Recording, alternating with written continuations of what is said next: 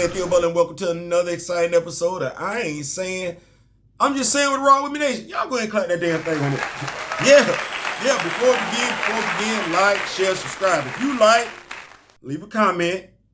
Right. If you don't like, because that's fair. Leave a constructive comment. Right. That's also fair. Y'all see what we got going on, though? We got Bitter Root Issue 2, the next movement. Yeah, you see, brought to us. You see it. Brought to us by the talented David F. Walker. Right. And Hassan Osman. I'm not going to get that right. And I don't believe in mispronouncing names. So we're not going to do that. Y'all see we got, though, Bitter Root, the next movement, issue 2. I'm liking this. Right here. Issue 2. All right.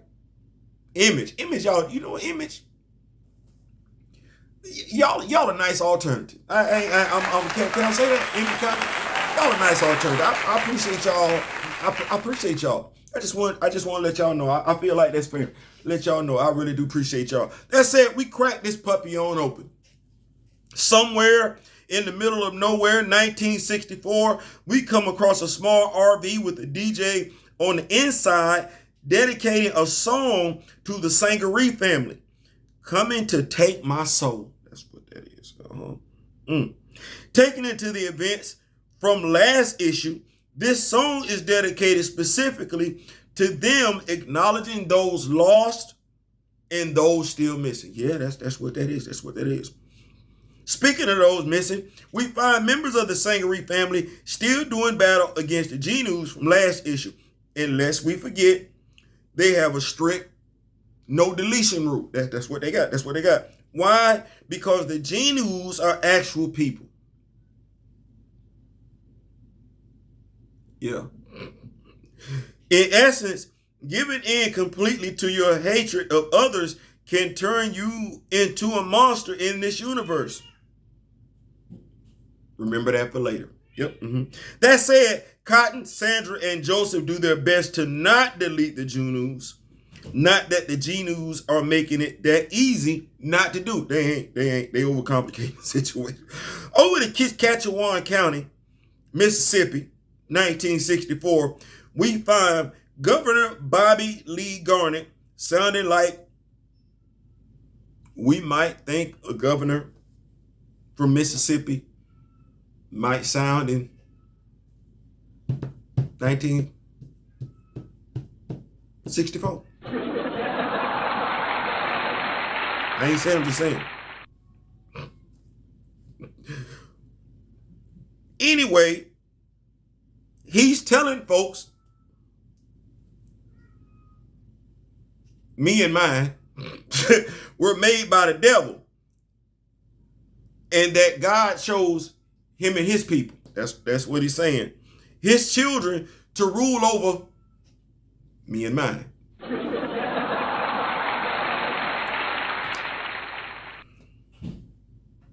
I would ask if folks actually feel that way, but I feel like that would be a redundant ass question.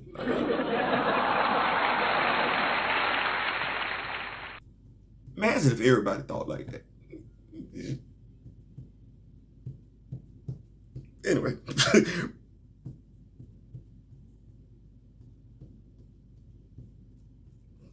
Theo, I'm trying. Because I'm looking at the notes that I wrote here, and I don't know if you know what? The hell with it. So, ruling over somebody, controlling somebody, enslaving somebody. Are those really the qualities of a master race?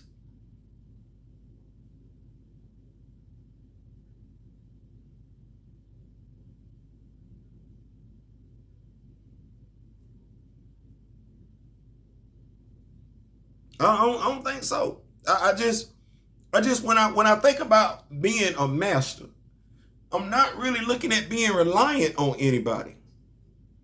I'm self-sufficient.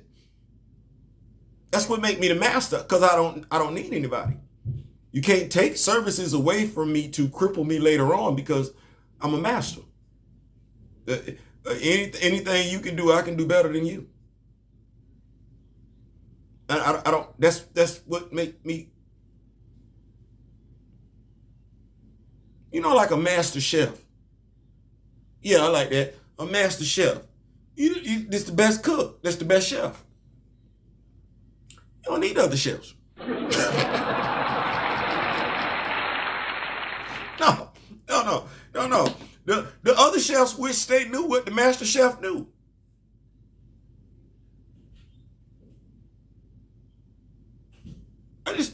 One of the things we might want to ask ourselves, some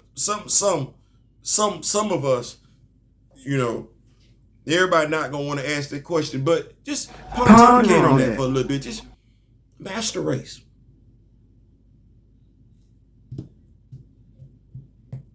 I ain't saying, I'm just saying. I'm gonna get back to this story though.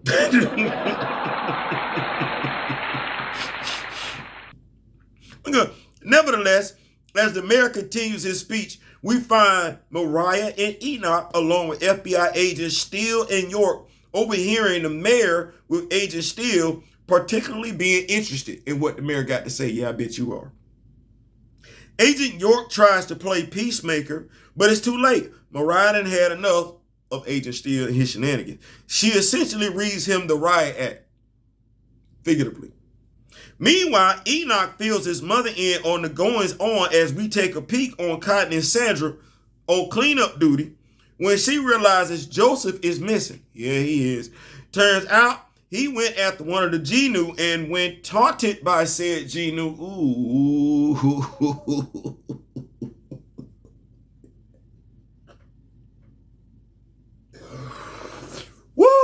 Jinoos went in, didn't he?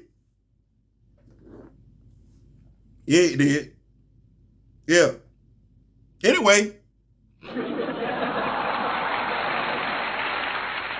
Joseph give in. Joseph looked into the abyss. It looked back. He blinked. Well, yeah. You see what happened, right? Right. So essentially, what we're kind of being led here is that you don't want to become the Jinoos. You don't want to give into that. And I would say this, doing what you need to do to protect yourself is one thing, right? Right. But if you're doing what you're doing out of revenge, right? Hatred that mimics those who hate you, then yeah, it's safe to say you really ain't no different than them. So I get it. But then I would ask the question, if we're looking at, this would be revenge. Because people are like, but Theo. Well, if we're looking at how Joseph feels, Joseph felt some type of way off rip. And when we look at what they did to the bus,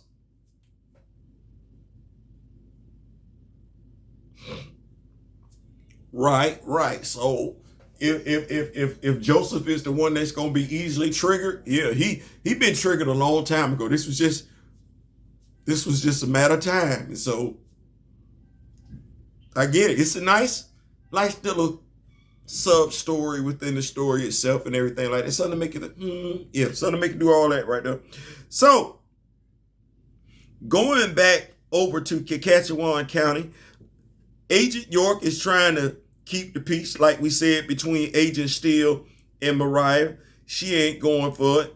Anyway, the sheriff pulls up, and the sheriff just made things worse. Not to the point that Mariah can't handle it, but to the point where they just lost face. The sheriff and Steele, yeah, in a nice way, narcissists don't like to lose face. They don't. Back over to Sandra, Cotton, and Joe, who has completely lost it. Remember, the Jinoos aren't actual monsters, but people who act like monsters. In essence, like I said, Joe then started deleting real folks. That's what he then started doing. A stranger to the rescue, and the tide has turned. Turn because the stranger, like Joe, is deleting the Jinoos. The stranger and Sandra know one another, but don't vibe. She doesn't want nor feel like she needs his assistance. His assistance, as in the assistance of one Dr. Sylvester. Yeah. Yeah.